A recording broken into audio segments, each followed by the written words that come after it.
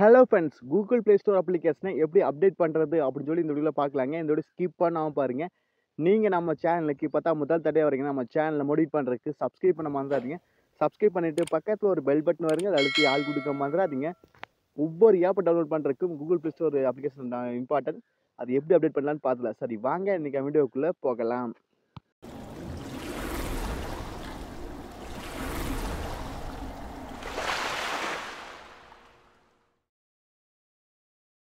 முதல்ல உங்கள் ஃபோனில் Google play store application open பண்ணிங்க. ஓப்பன் பண்ணிட்டு மேலே பாருங்கள், நம்ம ப்ரொஃபைல் ஐக்கான் இருக்குது. ஆமாங்க, வட்டம் போட்டு இருக்குது பார்த்தீங்களா? அந்த ப்ரொஃபைல் ஐக்கான் நீங்கள் கிளிக் பண்ணிங்க. இதில் கீழே செட்டிங்ஸ் அப்படின்னு சொல்லி ஆப்ஷன் இருக்குது பார்த்தீங்களா? அந்த செட்டிங்ஸ் அப்படின்னு நீங்கள் கிளிக் பண்ணிங்க. நீங்கள் அடுத்த பேஜில் தான் வருவீங்க. இதில் கீழே பாருங்கள், எபோட் அப்படின்னு சொல்லி ஆப்ஷன் இருக்குது பார்த்தீங்களா?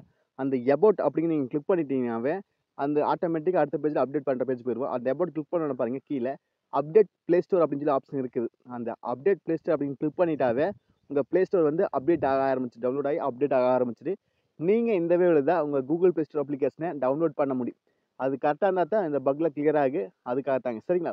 அவ்வளோதாங்க. இந்த வீடியோ டவுட்னா கண்டிப்பாக கமெண்ட் பாக்ஸில் கேளுங்க. நீங்கள் நம்ம சேனலுக்கு இப்போ தான் முதல் தடவை வரீங்கன்னா நம்ம சேனலை மோடிஃபை பண்ணுறதுக்கு சப்ஸ்கிரைப் பண்ண மறந்துடாதீங்க. சப்ஸ்கிரைப் பண்ணிவிட்டு பக்கத்தில் ஒரு பெல் பட்டன் வருங்க, அதை அழுத்தி ஆள் குடிக்க மறந்துடாதீங்க.